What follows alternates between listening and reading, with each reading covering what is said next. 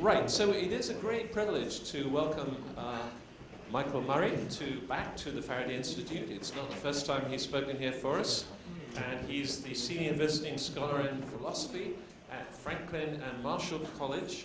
If you haven't heard of that, that's in Lancaster. And this is the Franklin, Benjamin Franklin, who I just learned gave the original endowment for this college, so it goes back quite a way. And Michael has written widely in the whole area of biology, philosophy, and also theodicy. We've got some of his books on the table: Nature, Read in Tooth and Core, Theism and the Problem of Animal Suffering. That's a very fine book I could recommend, and some others there as well. I think we have not all of them on the bookstall. He also happens to be vice president, one of the vice presidents of the John Templeton Foundation in his spare time. So that's also something to keep in mind. But his topic this afternoon is, does evolutionary theory undermine religious belief? Thank you very much, Michael. So my microphone seems to be working, and yes, this is the tough slide of the day. So I didn't put the slide up, the first slide up yet, because now you've apparently seen this picture, and so I'm going to skip past it very quickly. It's all stealing from the same site. So this is a talk. Some of this will be familiar to many of you. Some of it none of you have heard before, because I'm going to try out some brand new things here. And so the difference between going to a philosophy conference and a science conference is at a science conference, everybody uses PowerPoint and doesn't read from any script. And at a philosophy conference, nobody uses PowerPoint and reads only from the script. So I'm going to toggle back and forth, because in some places where I'm doing some of the new stuff, I want to be really careful to say exactly what I want to say and not say something different. So I apologize for that, but I'll still try to keep things moving because I know that everybody's tired. So, here we go. In his landmark work, A Natural History of Religion, David Hume makes the following remark, which in many respects has predicted future work on the origins and justification of religious belief. He says, as every inquiry which regards religion is of the utmost importance, there are two questions in particular which challenge our attention, to wit, that concerning its foundation and reason, and that concerning its origin in human nature. And these two questions have occupied human thinking about religion for a long time. Of course, the first has been the subject of discussion for as long as we've been engaging in natural theology, if not longer, so many millennia. Whereas the second topic has received much less attention until recent years, when it has become the subject of some serious scientific or empirical inquiry. And so now we see works being produced on the science of religion in many, many different domains, and then plastered all over the popular media. So here are some examples of books that are addressing the question of the origin of religious belief from the standpoint of genetics, and blasted all over the media with the title, Does Our DNA Compel Us to Seek a Higher Power? Believe it or not, some scientists say yes. And then it says, plus, a quiz, how spiritual are you? So if you want to go pull up that issue, you can take the test. From the domain of neuroscience, here's just a sample of books that have been produced recently arguing that our brains are structured in ways that dispose us towards particular kinds of religious belief or religious practices. And it gets on the cover of Newsweek magazine, how we're wired for spirituality. In addition, we see a number of books coming forward from the domain of cognitive science. Justin Barrett's book, I had to put his in the middle since I thought he might be here, but I guess he's going to come tomorrow. Justin's a good friend and collaborator, and many of these books are quite good books. You've probably seen or read some of them. And also from the domain of evolutionary biology, arguing that there are certain kinds of selective pressures that have led to human beings with particular kinds of cognitive structures and dispositions, and among those are dispositions to religious belief and religious practice. And so some, like Denon, argue that this trend has taken religion off the pedestal, and where it's remained immune to serious scientific scrutiny. So in Breaking the Spell, he says, up to now, there's been a largely unexamined mutual agreement that scientists and other researchers will leave religion alone. Pioneers are now beginning for the first time, really, to study the natural phenomenon of religion through the eyes of contemporary science. And so what I want to look at in this talk is really two things. This is really three talks crushed into one. In the first major part, I'm going to do a couple of things that will focus on what I'm going to call the evolutionary cognitive sciences of religion. Sometimes people just call this the cognitive science of religion. But some who do cognitive science of religion don't really have any interest in the evolutionary origins of the structures that they study. And in some cases, evolutionary theorists don't care a lot about the details of the cognitive structures. But I'm going to kind of plug these together into one first part of this talk. And here what we're going to look at, we're going to look at some of the theories that have been offered. But actually, that's not what I'm interested in really talking about here. I'm doing that just in case some of you haven't heard about that stuff as a setup to the second part of the talk, where we're going to look at some of the philosophical implications of these theories. So should these views, if they turn out to be correct, make us worried about the justification for religious belief? Okay, so that's what we're going to do. And so first of all, I'll say that these evolutionary cognitive sciences of religion are to be taken seriously. They're grounded in empirically confirmed and fruitful theory. And while they're naturalistic, they're not intrinsically atheistic. That is, they try to account for the origin of religious beliefs and practices by appealing to purely natural processes.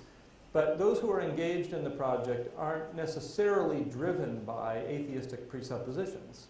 So many of them will say, we don't have to stand on the question of whether or not there's a God. We're just engaging in the scientific work about the evolution or cognitive science of religious belief and practice. However, while it's not intrinsically atheistic, there are certainly people who think that scientific scrutiny licenses ultimately an inference to atheism. Scientific scrutiny of this sort of religious belief ultimately licenses an inference to atheism. And so in his book, this predates a lot of the work that I'll talk about. E.O. Wilson prophetically remarks that the final decisive edge enjoyed by scientific naturalism will come from its capacity to explain traditional religion. Its chief competition, about that, but as a wholly material phenomenon. Theology is not likely to survive as an independent intellectual discipline. So theologians better start buffing up your resume, looking for a different line of work. And so despite the intrinsic neutrality, there's this perception by researchers, and I think many people in the general public, that this sort of work shows that belief in God is in fact delusional, and that then too makes its way into the popular press, which casts debates like this as a God versus science sort of debate. So is that the right way of looking at it? That's one of the questions I want to ask. So in the next few slides, I'm going to offer you a really embarrassingly brief look at some of the major ECSR accounts of religion. And I feel guilty about this because this is an area I've explored a lot, both empirically and theoretically, and I would really like to give you a better understanding of that work if you don't know about it. But if I do that, I won't get to the fun philosophical stuff at the end. So we can always come back and ask me about this in the Q&A part if you want. But at the 30,000-foot level, there are three basic types of scientific accounts of religion of this sort. So there are, first of all, non-adaptationist accounts, which account for the origin of these cognitive dispositions towards religious belief in ways that aren't driven by selection. That is, it's not because evolution has selected for minds that have religious belief. There's some other explanation, typically that evolution selects for something else, and as a byproduct of that, religious belief and practice emerges. Secondly, there are adaptationist accounts. Many of these are proliferating like, I'll say rabbits because I'm going to use rabbits as an illustration later. So adaptationist accounts claim that religions emerge because they provide some kind of fitness advantage for human beings. And they try to explain what those fitness advantages are and explain how these beliefs therefore arise. And then there are cultural accounts or mimetic accounts of religion. And these are probably in the minority. They circulate around, but they haven't received really the serious attention that they probably deserve. So if you're looking for a project to take on, that's one direction you might go. Okay, so I'm actually going to just talk about the first two. So I'll start off with the non-adaptive, sometimes called cognitive spandrels. Spandrels are, in evolutionary theory, are byproducts of adaptations. This is a cognitive spandrel. So on these non-adaptationist accounts, the idea is that there are evolutionary pressures that select for certain kinds of cognitive processes or dispositions or content, and that as a result of these cognitive traits, religions emerge as a byproduct. So on this account, we come into the world not as a blank slate, as John Locke told us, but with certain innate dispositions. And some of these strongly dispose us towards having religious belief. And because of these strong dispositions, you find religion everywhere. Across every time and culture, religions seem to emerge. So, for example, among these innate cognitive dispositions, one that's always talked about, probably Justin Barrett will talk about this tomorrow, is the so-called hypersensitive agency detection device. Many of you have heard about this, and if you haven't heard about it, you've experienced it because you have it. So this is a disposition that we have when we encounter certain sorts of stimuli, certain kinds of images, motions, sounds. Our, I'll call it innate reaction, our default reaction, is to hypothesize the existence of agents as causes of that. So, you know, when you hear the loud bang in the attic in the middle of the night, your first reaction is you have an autonomic reaction that's associated with being afraid. Now, why is that? Well, there are lots of different reasons why, but those who are advocates of this account say because that's triggered, reflectively or unreflectively, a belief in you that agents are about, and therefore you should be afraid, perhaps a predator. So these certain kinds of signals trigger in us fear and associated cognition of agents, sometimes which you don't see, hidden agents, or maybe even invisible agents. And the fact that we have this hypersensitive agency detection device makes us prone to hypothesize the existence of unseen agents like ancestors, angels, demons, gods, and so on. A lot of hand-waving there, but again, there are details to be filled in. So the existence of agents is an example of one kind of native disposition, it seems, that we have. The second is a tendency to hypothesize the existence of purposiveness. Of course, we hypothesize the existence of purposiveness all the time in the domain of human artifacts, for example, or just human activity more generally, things that we associate with things that humans are doing. We naturally associate purpose with that. So you walk into the art museum and you see various pictures and you know that these are painted by other human beings and you assume that they did that with a sort of purpose, and then you try to figure out why, and that's where art majors come from. But it looks like we have tendencies to attribute purposiveness even in cases where human agency isn't involved. And this is a phenomenon that's been studied extensively, especially with young children. And so I'll refer here to the work of Deb Kellerman, who's at Boston University, who's done some work on this. And interestingly, Dennis knows this, is now working on using her knowledge of developmental psychology to create children's science books. So that's kind of an interesting project. But one of the things that she has helped to articulate is this disposition towards promiscuous teleology. So when you ask children questions, like young children, this is 3 to 4 years old, why did the first bird ever bird exist? They'll answer with things like to make nice music, or because it makes the world look nice. These are actual responses that kids gave to these questions. Or why did the first monkey exist? So then we had somebody to climb trees. Or so there can be an animal in the jungle.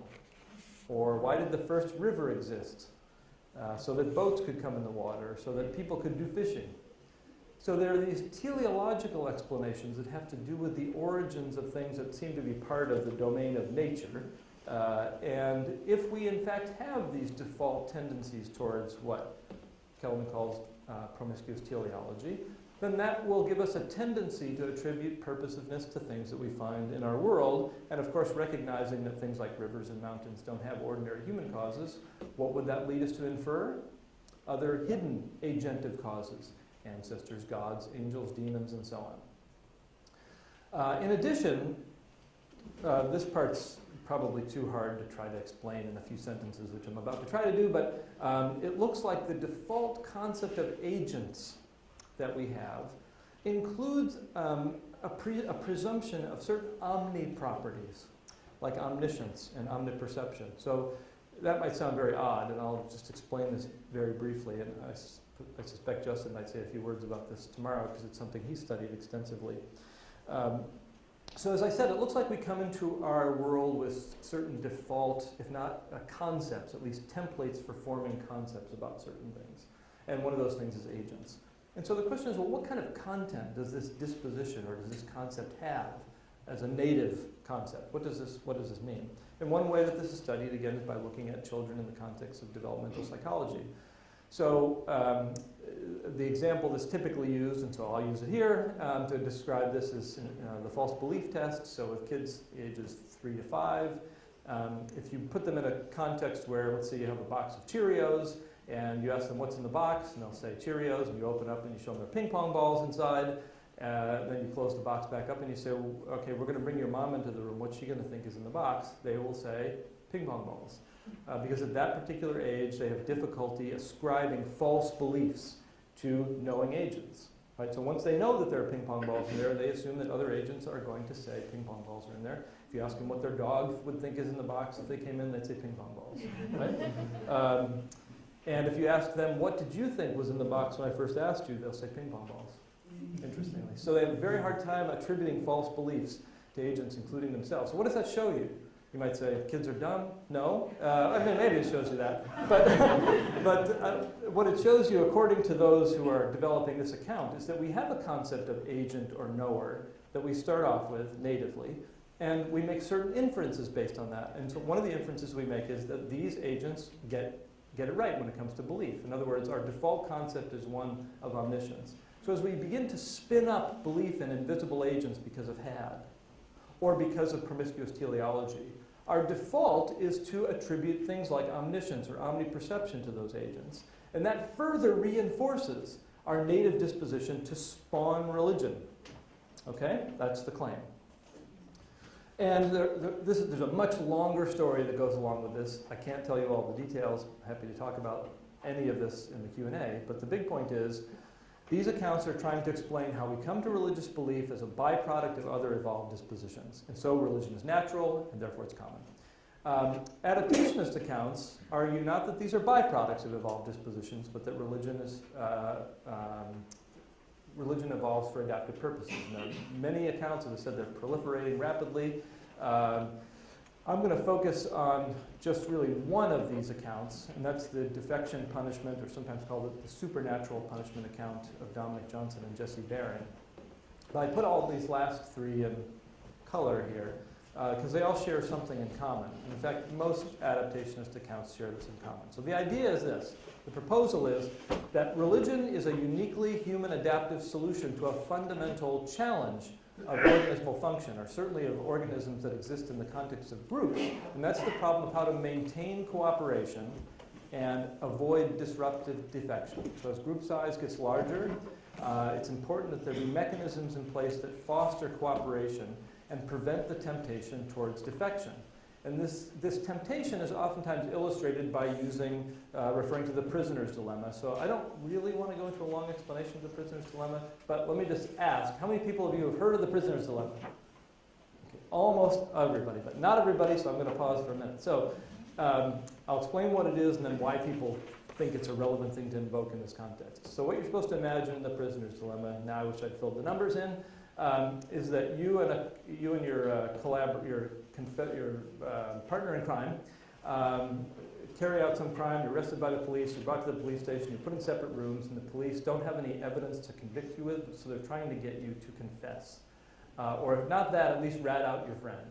Okay? And the idea is if they can't get either of you to confess, they're going to have to let you both go. That's up here, right? So you're cooperating by keeping silent. And if that happens, you both get off scot-free.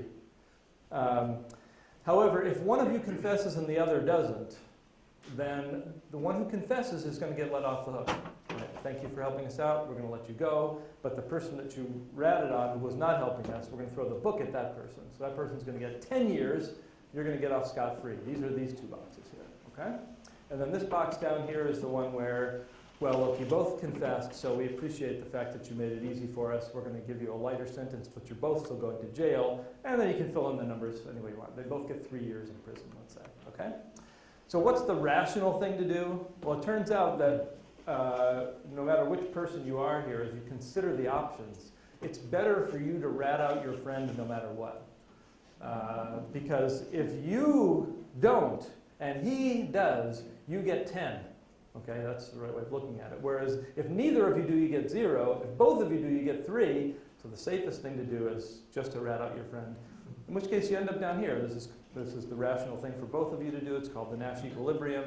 But what you really want is some kind of, what would be better for you individually and for you as a group, is if you can create incentives to move people to make this the rational choice. Right? Is there a way to do that? Now you might say, okay, fine, what does that have to do with like evolution and groups and stuff like that? I don't get it. Well, here's the idea. When we're operating as part of a group of organisms, similar sorts of tendencies are at work. So it's really good for us both if we're both cooperating, right? You're the policeman and I'm the farmer, and so you do your work as the policeman by keeping people from invading my farm, and I grow the crops and give you the food, right? We can specialize, we can each do what we do very well, and the joint cooperation is good for both of us. But there's still a temptation for each of us to cheat on the other, right? So if the policeman can just go off and take a nap, or maybe go off and, we think in fitness terms, go around reproducing with the women in the town, he will enjoy a fitness advantage that you don't because you're out there hoeing the field, right? So there's this tendency to want to defect. And what you want to do is to prevent people from acting on that tendency to defect, because that's what produces cooperation, which, as I said, is better for your fitness and better for the fitness of the group as a whole. I am eliding many difficulties there, I realize. So evolutionary biologists, feel free to challenge me on those claims later. But that's the basic challenges they're trying to address. So the problem is defection. And how do you solve that? Well, the answer is there are many different ways that evolution has provided evolved strategies for fostering cooperation and preventing defection. But here's just one of them.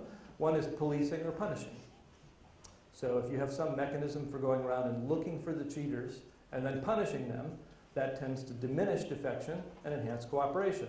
You might say, that's just plain obvious. Nonetheless, people have actually studied it as well, because we like to have good empirical data that what we think intuitively is true is in fact true. And so this is a graphic many of you have seen. It comes from a very famous study done by Faraday. It was published in Nature in 2002. And the experiment that's done here is one that you can replicate in with your own family, or if you teach in your own classroom. It's very fun to do. It takes about an hour. But you can actually replicate this data pretty easily. And what it shows is that in contexts where policing and punishing is involved in a competitive game, cooperation goes up, and where it doesn't exist, it goes down. That is, people start cooperating, and then they cooperate less and less when they see that they can get away with defecting. It's a very cool study, and I can tell you more about it if you want. Anyway, many versions of this have been replicated over time. So policing and punishing, good strategy. But there are limits. And the reason there are limits is because there's a temptation to defect on the practice of policing and punishing. What do I mean by that? Well, policing and punishing involve certain kinds of costs. So just think about how that works in our modern society. Policing and punishing requires what? A police force, a judiciary, prisons, your tax dollars, and so on. So the temptation is, I mean, you benefit from having that around, right? But if you could just keep your tax dollars, that'd be even better, right? Keep your tax dollars. Other people pay for the policing and punishing. And so that's what tax evasion is. And so the question is, how can you then police that, right? You've got to police those contributing to the cost of the punishment. So, say this adaptationist version I'm describing of religion. Here's an evolved solution. Hypothesize the existence of invisible agents who care about your moral behavior and punish you when you do the wrong thing. If we were to evolve cognitive structures that disposed us to believe in moralizing, punishing agents, we would have a very important tool for solving the defection problem. Because people would be afraid to defect because they'd be caught and punished. In fact, if you had an omniscient policer, you couldn't even escape. You all would get caught, and you don't have to pay them anything, right? So that's in a nutshell the supernatural punishment story about the evolution of religious belief. And if you pause and think, that should generate a lot of questions for you. But we'll come to that at the end. So you might say, what about those religions that don't have moralizing, punishing gods? Well, we can talk about that at another time. But there is some evidence that we have these internalized dispositions to cooperate when we're primed with primes that generate beliefs that our behavior is being observed. And there's lots of studies that have been done on this. Here's one that I can just show you to illustrate very quickly. So this was a study that was done in a store where people would pay on an honor system. And they had a payment box. And on the front of the box, there were either pictures, I don't know whether you can see this with the lighting, but there were either pictures of eyes or flowers. They toggled back and forth on the different days between pictures of eyes and flowers. And so the question is, how much did people pay for a liter of milk on days when there were eyes on the front and days when there were flowers on the front? And so here's the answer. For the weeks. So for the weeks where there were eyes on the front, that's what they paid. And for weeks when there were flowers on the front, that's when they paid. They paid about a third more. 3 times more. A third as much, but they paid 3 times more when there were eyes on the front of the box as opposed to when there were flowers on the front of the box. That's pretty interesting. So the idea is when you're primed to think that your behavior is being observed, you're more likely to cooperate and not defect. And those who favor this particular account of the origins of religion say, see how valuable belief in the existence of moralizing, punishing gods would be if in fact you had a natural disposition towards it, and in fact they claim there's good evidence that we do have such a disposition. How much was the actual cost of milk in a supermarket? I don't know, they only did it in terms of a scale from 0 to 1, so it was paying 100% of the cost or 0% of the cost. Unfortunately, the bad news is, as you can see, in very few cases did they even pay half. Yeah. So the honor system, what does that tell you? So I don't know what the actual number was. All right, so that's actually the end of the first part, and which is a good thing because we're about halfway through the time. But what I wanted to show you here was, when you're thinking about evolutionary accounts of the origin of religious belief and practice, it's a very complicated matrix because there are lots of things that you might be trying to explain. That is the capacity, along the top, you might be trying to explain the capacity for religious cognition, or actual religious beliefs, or the capacity for religious affection, or religious experiences, or religious practices. And for each of those, you might have a non-adaptationist account, or an adaptationist account at the individual level, or something we didn't even talk about, a group selection adaptationist account, or a mimetic selection account. So there are many, many different kinds of accounts that can be, and in fact are being offered. And you could fill in this whole grid with what's currently on offer when it comes to explanations of this sort for religious belief and practice. So what should we make of that? What does that mean for religious belief and the justification of religious belief?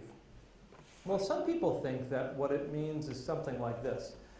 We know that our brains in some cases are hardwired to deceive us, to lead us to form beliefs that are mistaken. So for example, we know that our brains are formed in such a way that it leads us to believe that these two pictures are the same.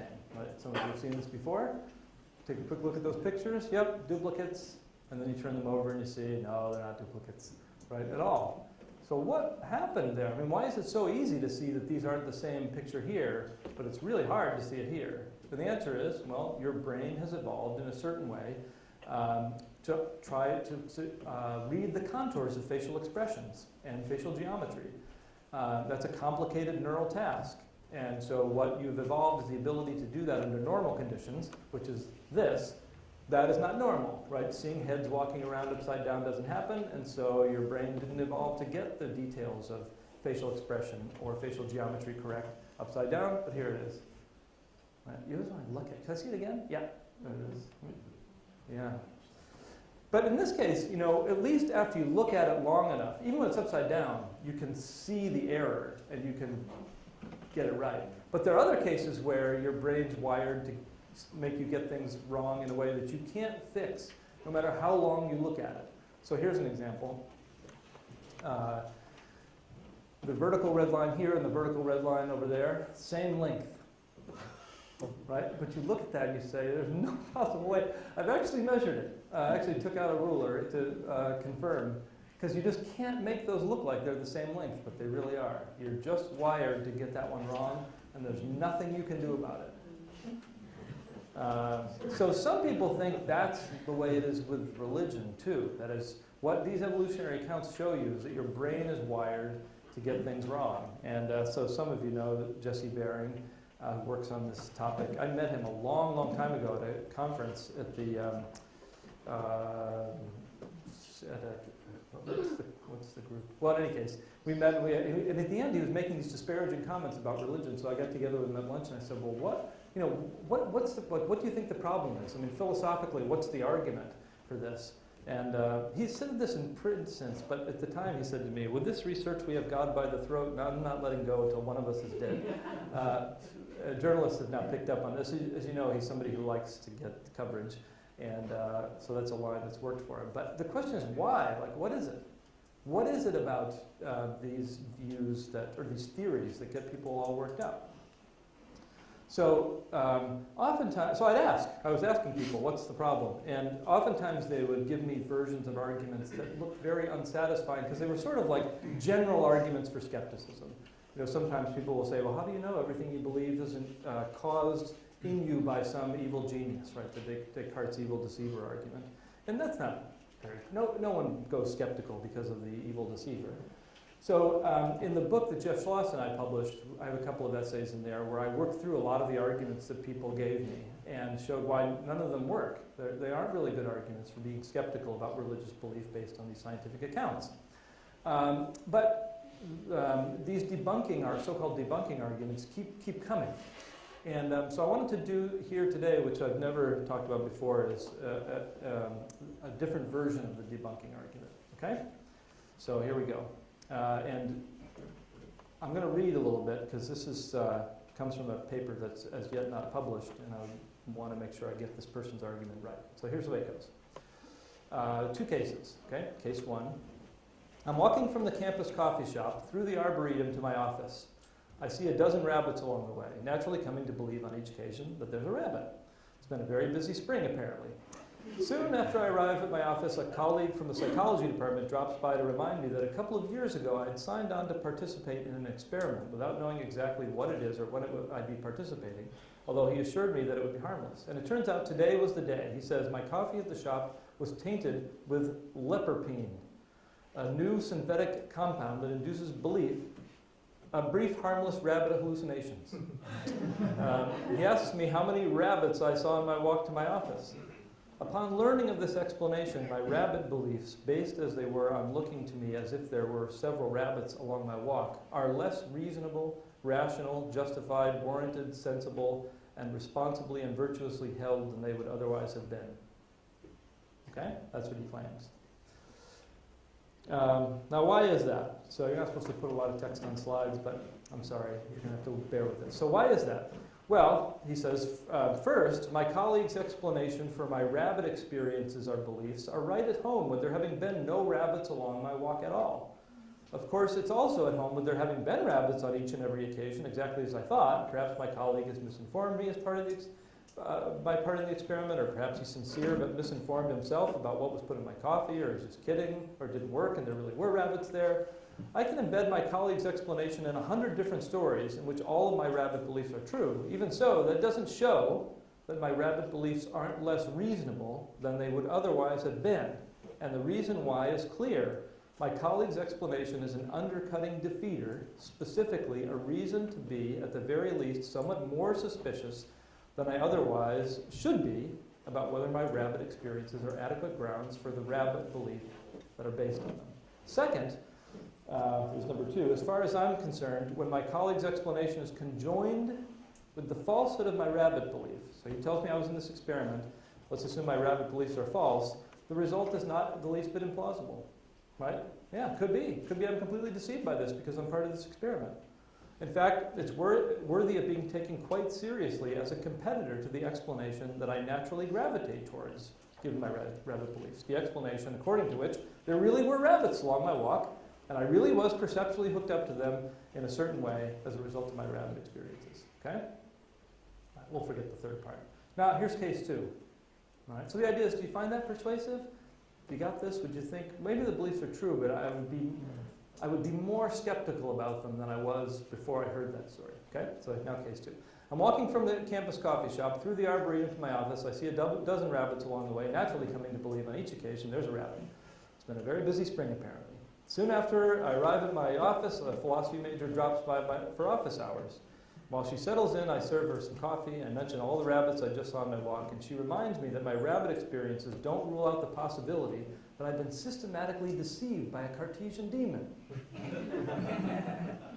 Upon being reminded of the Cartesian skeptical explanation for my rabbit experiences and beliefs, they are no less reasonable than they would otherwise have been. That's because wacky skeptical hypotheses are totally implausible. I don't mean to be flippant, to just dismiss Cartesian skepticism without a hearing. We can learn a lot from it, but when push comes to shove, the fact is that it's just unworthy of serious consideration in assessing the epistemic status of my rabbit beliefs. Okay? So when it comes to these crazy ideas, Cartesian skepticism, not going to pay any attention to that. But when the psychologist comes along and says, remember that experiment I asked you to sign up for? Well, I didn't tell you what it was about, but it was supposed to induce false rabbit beliefs. Did you see any today? Because we finally gave you the drug. That does reduce the justification, warrant, reasonability of my beliefs. Okay, can you see where this is going? So the idea is rabbit belief justification is diminished in case 1, since for all we know, those beliefs are caused by a mechanism that isn't truth tracking, right? It isn't truth tracking. Now that would be true if the Cartesian demon were there too, but we just think, that's so crazy, it doesn't matter. So this critic is now asking us to think about is, well, what goes on in the case of religious belief, especially if it's produced by an evolutionary mechanism, right? It's produced by an evolutionary mechanism. So the first question you want to ask yourself is, well, are these evolved mechanisms, generally speaking, truth tracking or not? And if so, under what conditions? Okay? So Dennis said something in the earlier Q&A period about philosophers don't like these arguments about how evolution can canalize cognition in order to make it reliable. And there are all sorts of tricky bits there. And I'm going to elide all that. So any of you who know about Alvin Plantinga's arguments about evolution and the reliability of belief, I'm going to pretend I don't know anything about all that. Okay? Let's consider what appears to be a straightforward story about how natural selection works to canalize cognition, to give us truth tracking or on-track belief-forming mechanisms.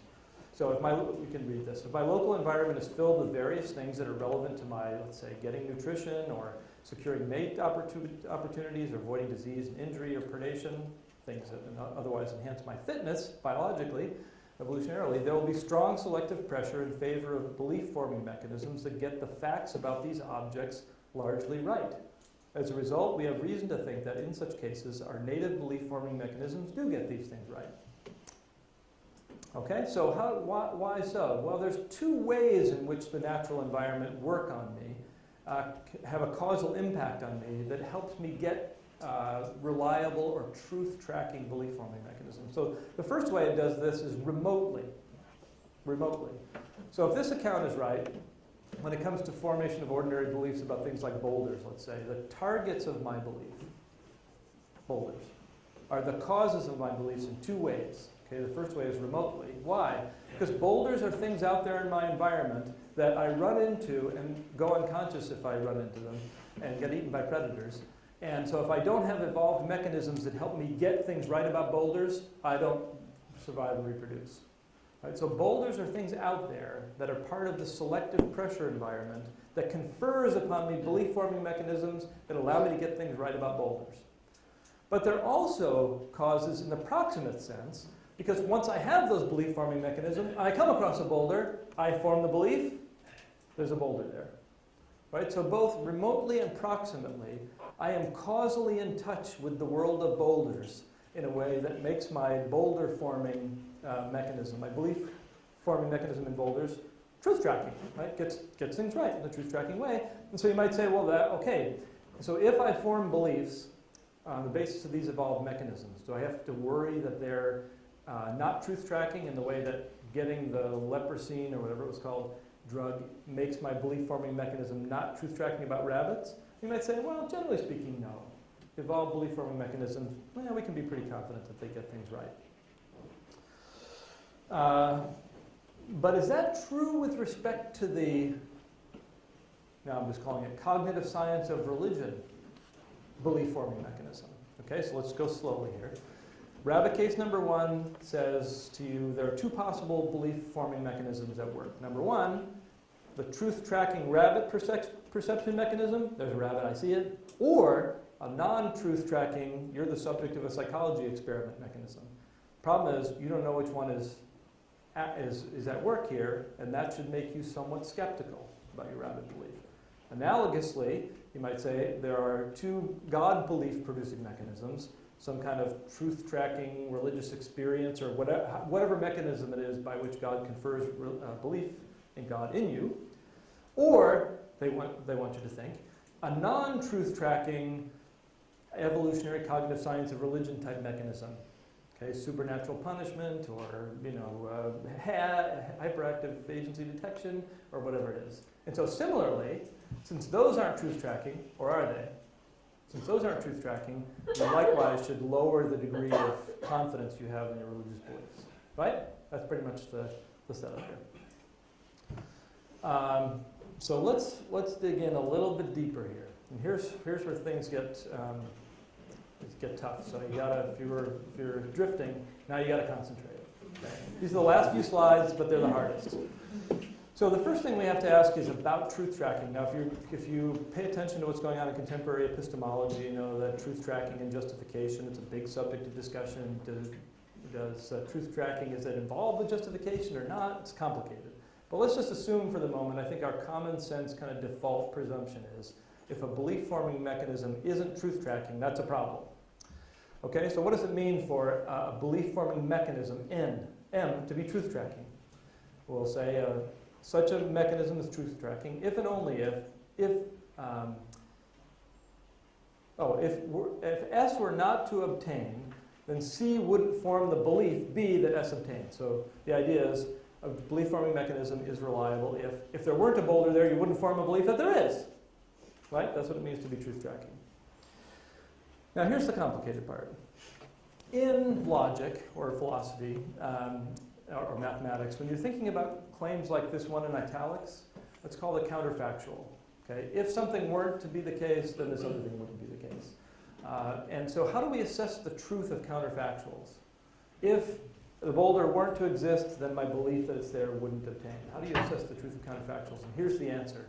Sorry, I can't go into details about this, but the idea is you're supposed to imagine the world that's nearest to ours where the boulder doesn't exist. And then you ask, would I still form that belief? Right? Imagine the world that's closest to ours, except that there's no boulder there. Would I still form the belief that it's there? Now the question is, well, what does it mean to think about the world that's closest to ours where there's no boulder around? And in the boulder case, it's pretty easy. Just imagine, poof, there's no boulder there, right? But let's think about the case in the context of religious belief, okay? So the question is, belief in God is truth tracking. If there were no God there, you'd still form the belief that there is. If there were no God there, you'd still form the belief that there is. Does the cognitive science of religion stuff show you that that's true? So you have to say, well, what's the closest world like where there's no God? And so there are a few different answers to this question that people give. So here's one. In the nearest, I'm going to read this part. In the nearest no-God world, the physical cosmos remains largely as it is. It begins with a colossal Big Bang, followed by the formation of galaxies, stars, and planets. On at least one such planet, Earth, the necessary conditions for life are met, and the life emerges by some as yet undescribed natural process. At that point, Darwinian mechanisms give rise to animals with nervous systems and complex social structures, ultimately spawning intelligent life, which, for reasons already laid out above, come to have cognitive mechanisms that are naturally disposed to form supernatural beliefs, belief in monotheistic gods among them. So, if there were no God, you'd still believe that there were. Therefore, this mechanism is not truth tracking. Therefore, case one of the rabbit story holds. Therefore, confidence in your religious belief should go down. But that's not the only answer. So the second one says this: in the nearest no-God world, there are no intelligent beings, living beings, planets, stars, galaxy, matter, space, time, or Big Bang, because a contingent cosmos requires a creator. So in that case, the nearest no-God world contains no contingent beings at all. Thus, in the nearest no-God world, there's no supernatural belief. In that case, truth tracking holds. Here's a third possibility. In the nearest no-God world, the Big Bang occurs and spawns a physical cosmos. However, the very specific laws and initial conditions necessary to support the emergence of differentiated matter, stars, planetary systems, life, and intelligence require the activity and existence of a fine-tuning cosmic intelligence. So the resulting cosmos doesn't contain any beings who have beliefs, never mind supernatural beliefs. Okay? So the question is, which of these scenarios is the right one for assessing the truth of our counterfactual? If it's number one, then religious belief formed by way of these mechanisms isn't truth tracking. And if it's the second two, then it is. If it's two or three, it is. So which is it? Well, you look, it depends on how you answer other questions, right? If you think that there can't be a cosmos without a creator, or if you think there can't be intelligent life without an intelligent fine-tuner, then you're going to think it's two or three. And if you think none of those things are true, you can have a cosmos and fine-tuning and intelligent life without a creator, then you can have one. Right? The point is, it's not clear. It depends on the answer to other sorts of questions. But let's set aside that for a minute, okay? Set that aside for a minute. Now just think about this. Assume for a moment that the theistic view of the cosmos is correct. Okay? On that view, God creates the universe by a Big Bang, and diverse, complex, intelligent life comes about, perhaps by Darwinian processes, perhaps involving cosmic fine-tuning. If belief-forming mechanisms are susceptible to positive selective pressure by Darwinian means, and that seems to be the case, it's perfectly reasonable to expect that God would configure the cosmos in such a way that supernatural belief-forming mechanisms would come about by evolved processes. And if that's the case, God would be part of the causal trajectory that leads to our having supernatural belief-forming mechanisms. That is, God's the remote cause of such beliefs, just like in the Boulder story I told you about. The difference is, unlike the Boulder case, if what triggers God belief is had, or our dispositions towards attributing teleology to things, or whatever these natural triggers are, unlike the Boulder case, God doesn't directly trigger divine belief. But nonetheless, it could be the case that God's establishing conditions that do trigger that belief, so that when you're functioning properly, you have supernatural beliefs. So if the theistic view is right, then it looks like there's nothing amiss about truth tracking for these evolved cognitive mechanisms. So rabbits don't cause the disposition to form rabbit beliefs. Right? They're not involved in it in any way. But unlike rabbits, God does cause the disposition to cause God beliefs. If you're a theist and think that God designed the evolutionary processes in such a way that you'd be naturally disposed towards such beliefs, in which case those mechanisms really would be truth tracking. Okay? So what's the upshot of all this? Well, I think the upshot is this. This may seem kind of like a whimper, not a bang, but I think the conclusion is theistic belief is unjustified if it's false, but it's justified if it's true. But the upshot of that is these arguments don't tell you anything, right? You really need to know whether or not theism is true. If it is, nothing's amiss about God creating a world that generates a disposition towards these beliefs. And if there is no God, well, that would be amiss, right? Then things wouldn't be truth tracking. But you've got a prior question that you have to answer. All right, let me just give you one more. I'll just do this really quick because our time's up. So you might say, well, wait a second now. Something doesn't seem right here because, you know, if the idea is that we've evolved these mechanisms that spawn belief in the existence of God, and we're trying to figure out whether that undermines justification for belief in the existence of God, you can't say this, what I'm about to say. You can't say this. Well, if we come to these beliefs with the notion that God exists, then they don't undermine our confidence in the existence of God.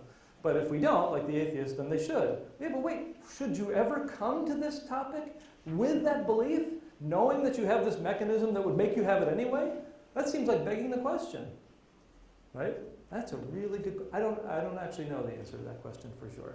I mean, this is actually a difficult question to answer in the context of epistemology. When you're asking if certain beliefs are justified, which ones do you have to set aside in entertaining that question? The answer is not clear. Of course, for those who have independent reasons for thinking that God exists. Maybe you really think the cosmological argument is right, or the argument from fine-tuning, or the ontological argument, or whatever, right? Then this is not a problem for you. But most religious believers don't have that. And so it could be a problem for them. And so I think what we have is, I'm just going to skip to the end. I think this is the state of the conversation when it comes to this issue. I don't think it's a matter of truth tracking or anything like that. I think the question is, are you permitted to come to the topic of the epistemic status of religious belief in light of the cognitive science of religion with certain presuppositions or not? And that's the frontier, and that's where I'm going to stop.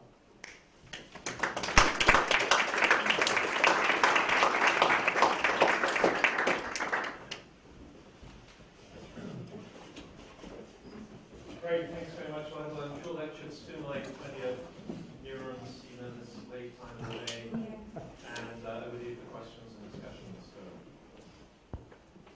rabbits, yes.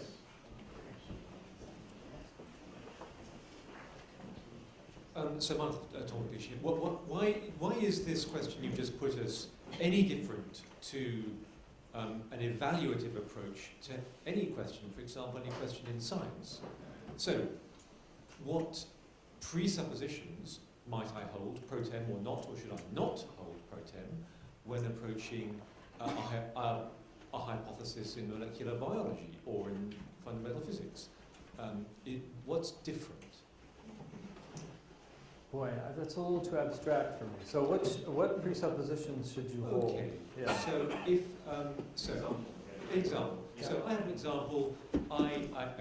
Why don't we short circuit into a real question I'm actually evaluating in my lab? So hypothesis that DNA binding proteins that are allosteric, that are cooperative, have evolved their internal Brownian dynamics to generate and control the cooperativity of binding. Now, I love that idea. In reference to what I'm saying yesterday, I really think it's a gorgeous notion. And in fact, I believe it's true.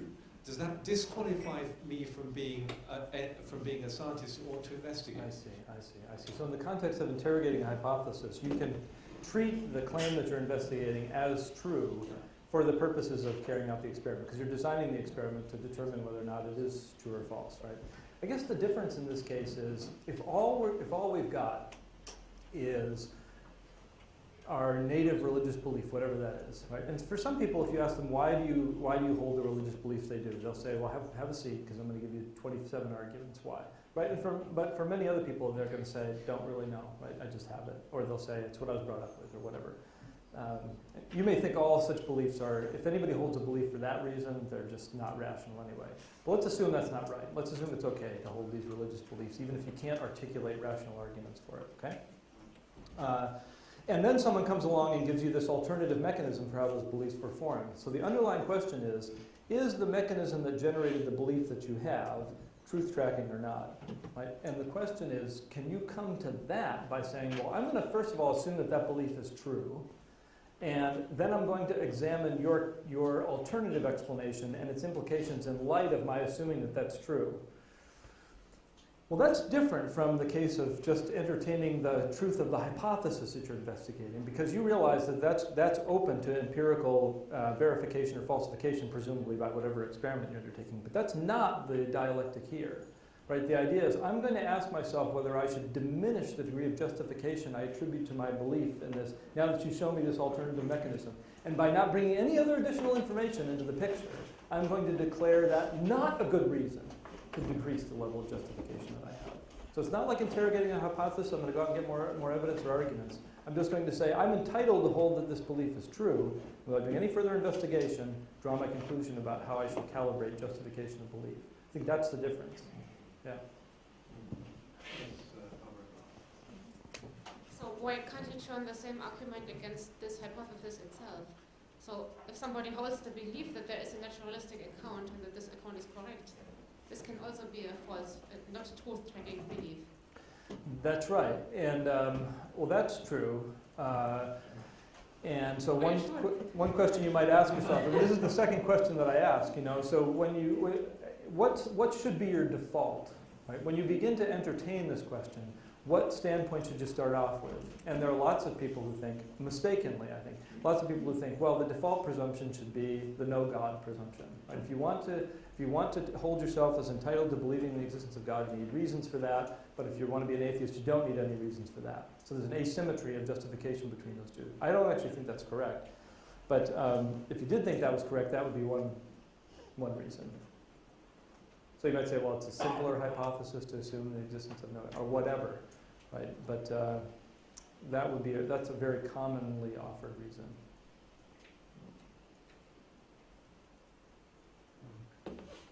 Good. Everybody's pooped out? No, there's a question in the back. Right in the back there. Yeah. Could you say that one thing is to explain the causes of our beliefs, religious, scientific, artistic, anyway, and another one is to give reasons for those beliefs. So the naturalistic account is trying to give a scientific explanation for that. And this doesn't mean that achieving this objective, they will be able to say anything about the justification of that. Can you say that? Well, I think I shouldn't put words in your mouth, but I think what you mean to say is it doesn't say anything about the truth of those beliefs. They could well be true, even though we have a causal account of their origin. But the justification might be a different story. So here's an analogy. One of the other domains that cognitive psychologists study concern what they call folk theories of various things. So these are innate dispositions we have to form beliefs about different categories of thought. And so one example is mathematics. And so developmental psychologists will tell you that you come into this world believing that 1 + 1 = 2. You might wonder what they mean by that, but the idea is they'll show infants at a very early age. For example, you'll have, they use a screen oftentimes. They'll have infants looking at a tabletop experiment. They'll have a screen, and they'll raise the screen. They'll take 2 items, bring them in from the side of the screen, and then they drop the screen. And if there's more than 2 items there, or less than 2 items, infants will register significant surprise, whereas if there's only 2 there, they won't register surprise at all. There are objective ways of measuring their showing surprise. Conclusion, you're born knowing that 1 + 1 = 2, because you are surprised. So someone says, see, why do you believe 1 + 1 = 2? Well, you're hardwired to believe that. Is anyone now skeptical? Are you now skeptical about 1 + 1 = 2? No. You might say, well, it may be true that there's a causal mechanism that explains how I came to believe this, but that doesn't diminish my justification for it. I mean, that's kind of an interesting fact, but I'm not skeptical about math now. And so you might think, well, maybe something analogous is going on here. You give me a causal account of how I come to have religious beliefs. That doesn't make me skeptical at all. But the difference is this. What the critic here is trying to do is to argue that the truth-tracking connection gets severed in the second case. So the reason you continue to believe in mathematics is not because it's hardwired into your brain. It's because when somebody says, how many quarters do you have in your pocket, or how many pounds, you say 2. How do you know? Because I put 1 in this pocket, 1 in this pocket, and you pull them out and put them in your hand, and there are 2. Right? There's additional empirical evidence that you have that 1 + 1 = 2 now. And that's the justification for your belief, not the hardwired thing. Now, when it comes to belief in the existence of God, they say, well, my belief there is no more impugned than 1 + 1 = 2. Why? Because I have additional arguments or evidence or experience or reasons or what? Now maybe you do, and that's fine, but maybe you don't, in which case then maybe some skepticism is warranted. That's the claim of this argument, which I don't think is right, but then that's the claim.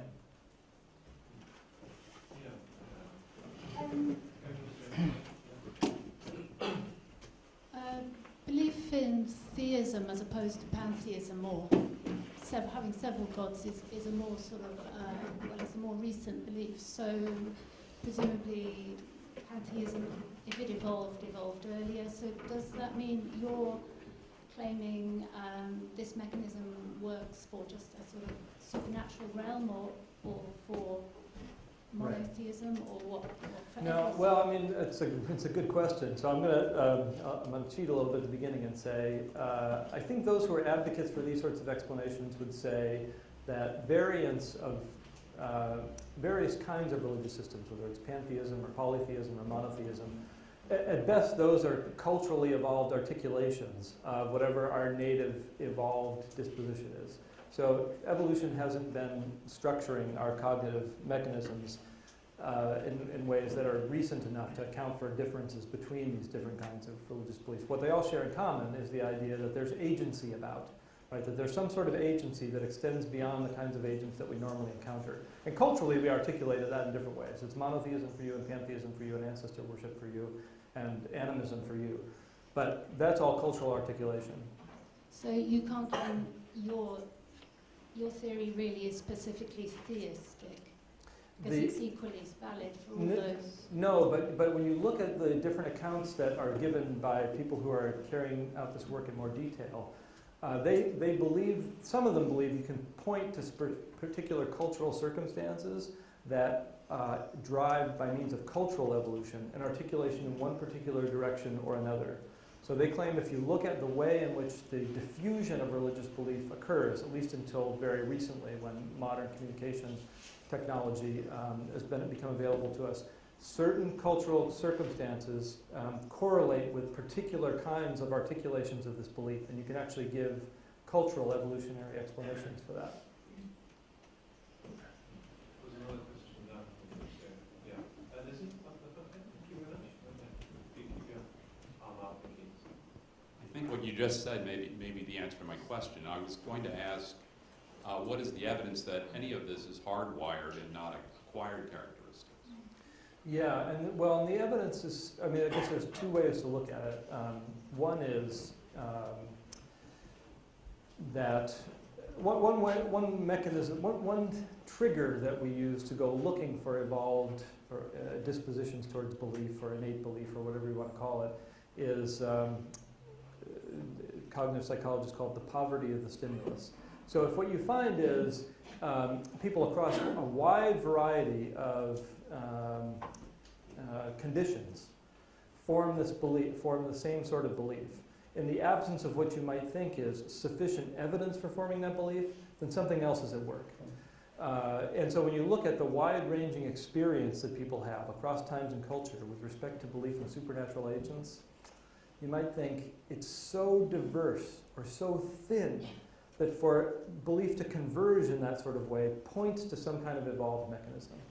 Now you might not buy that, right? Maybe you think there is, maybe you think the heavens declare the glory of God, and as a result, just mere observation of the world does and rightfully does trigger supernatural belief. But if you don't think that, then you think something else has to be going on because the evidence available from your experience alone isn't sufficient. So it has to be genetic? Well, it's or cultural? something like that. Yeah, one or the other. But cultural diffusion isn't likely to explain this just because you seem to find this in people groups that are too geographically diverse for cultural dispersion to have accounted for it. So that's really the argument. Yes, Chris. What do you think of the arguments that turn the fact that there are these religious belief-producing mechanisms that are triggered by experiences, they turn this into actually a condition that warrants religious belief. So it goes like this: that if there were a God, it'd be very surprising if there weren't if we weren't hardwired to believe in God. Right. I think that's what I was trying to gesture at the end, but maybe not very successfully. So the idea was, the idea behind the slide was, well, look, if God is creating and structuring the evolutionary landscape in such a way that it leads towards human beings made in the divine image, presumably he would structure it in such a way that these if cognition can be canalized by selective forces, there would be reasons to canalize in the direction of formation of supernatural belief. Maybe that's what it means by those who fail to believe are without excuse. Not because there was evidence from the domain of natural theology, but because it's hardwired into you. And I find that perfectly plausible. But for somebody who approaches this from the default standpoint of naturalism, I don't think there's an argument there, right? You're just arguing that it's perfectly consistent with a theistic view that things would be structured in that way, but that won't move the naturalist. But all what we need to do is that either option is correct. That's right. And so why is that interesting? Well, the reason it's interesting is because I think a lot of people want to use science as a tool to argue against the justification of religious belief. And I think what this shows you is, no, that's not going to work. That doesn't give you that sort of, I mean, it's interesting stuff, but it doesn't give you a tool to undermine the justification of religious belief. It's sort of a field where everyone gets prizes, isn't it? Everyone gets a prize, because whatever your starting point is, you know, it'll come out on your side, because as you say, Yeah. it really depends on your presupposition. That's right. As to how you interpret the whole field. That's so, right. and whichever way it is, it looks good for you. That's so right. everyone gets a prize at the end. Yeah. Yeah. It's rare that you can just make everybody happy at the end of the time. Isn't that, let's follow up just a little bit. So isn't that true with all kind of psychological arguments? I mean, there's a psychological argument, always has been since psychology came into being, for everybody's belief system. So we can always give disbelief system, belief system. I mean, you can always give in a psychological account. So is it really a sort of a more updated, sophisticated version, really, of making that statement? That at the end of the day, you can give that account, but it actually doesn't really tell you anything about the belief itself or its truthfulness. No, I don't think so, because there are places, there are certain psychological dispositions to believe that we know aren't truth-tracking. So I don't have this slide on this particular show, but in the early work on anthropomorphizing, there's a really cool little film that shows little dots and triangles moving around on the screen in such a way that very naturally disposes you to start talking about chase narratives. Well, this one's afraid, it's hiding, well, that one's chasing the other one. We know we're highly disposed to impose intentional explanations on certain kinds of situations. It's related to had. But those triangles on the screen aren't afraid of anything and they aren't chasing anything, right? So well, we can disconfirm certain psychological dispositions that we have by other empirical evidence. And I think in those cases we have good reason to say, yep, we're psychologically disposed to believe that and that's just wrong. Good. Well, I think we've had a great session and hopefully it's tickled our neurons. And I do think we want to thank Michael very much indeed for a great talk. Thank you.